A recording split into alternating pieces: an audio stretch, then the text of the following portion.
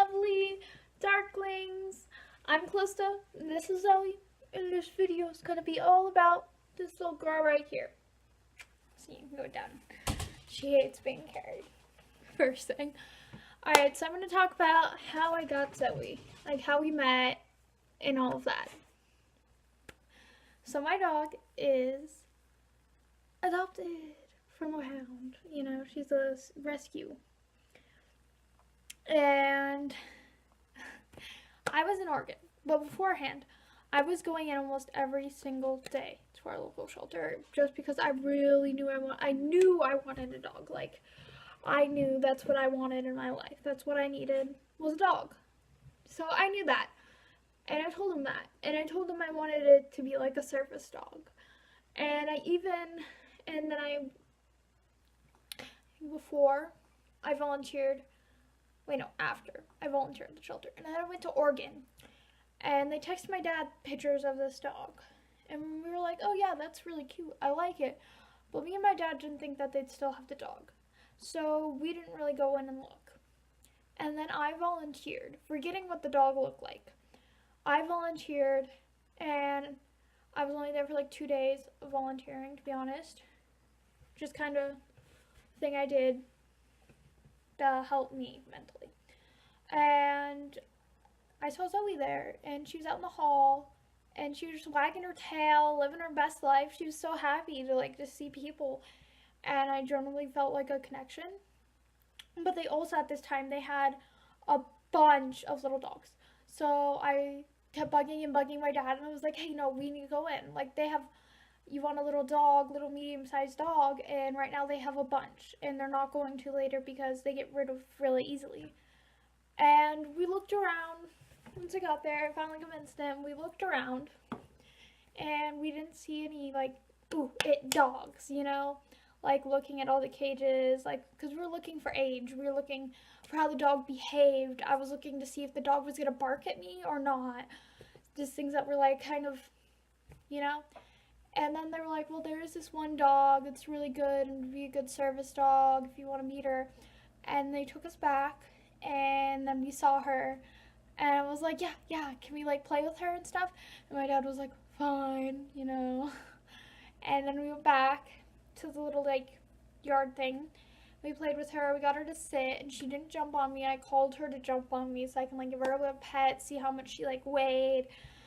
Because I'm also very weak. So if I'm getting a service dog, I didn't want a big dog or something that weighed a lot because just a little tiny pressure works enough for me to feel it. So I was like, I want this dog. But me and my dad didn't have that money that day because we didn't really expect to find the it dog. And so we asked the lady, begged the lady, please, can you hold this dog till Friday, which was a couple days away when my dad got paid. Mind you, we probably didn't have the money for her at the time to just get her like that. But there was something there. This is a dog I wanted, or I didn't want another dog.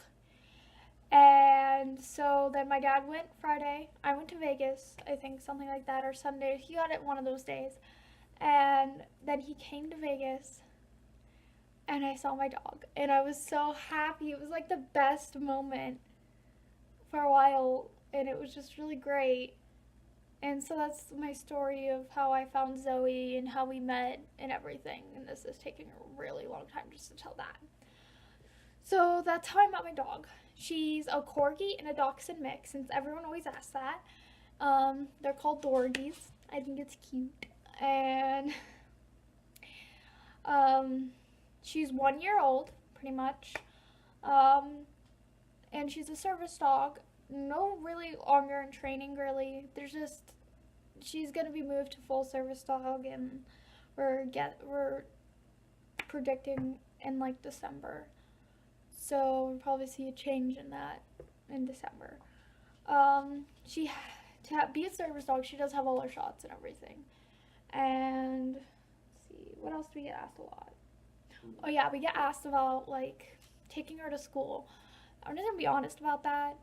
That goddamn process took forever, and it was so stressful. It was as stressful aggravating, long ass process. Yeah, I just told the school before we even started, like, the paperwork and started all of that.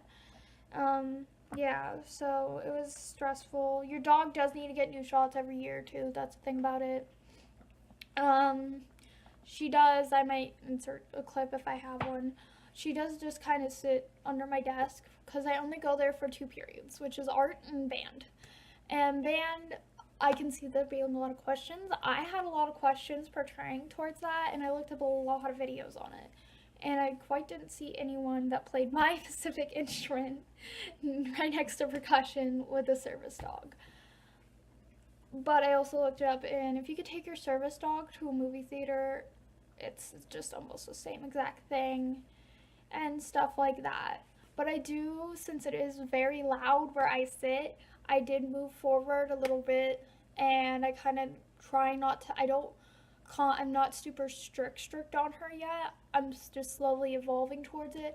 It's just because I know it's gonna be like a hard transition, that like whole process, which like I totally get because it'd be for a human too, you know. But she's doing good.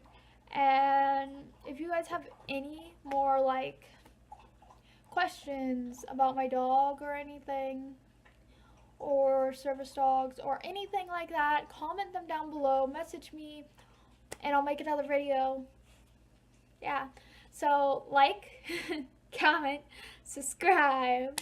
Thank you, my lovelies. Also, you can tell if you watched my last video, this is a makeup look. I uploaded it earlier today, doing this Saturday. So if you want to see it, go to my little, profile. Click on it. It's just going to be like a pastel makeup tutorial, probably is what I'm going to call it. Yeah. Thank you. Love you all, my little darklings. And don't forget to follow my Instagram, dark_1 with a 0_9. Right there. Thank you for watching.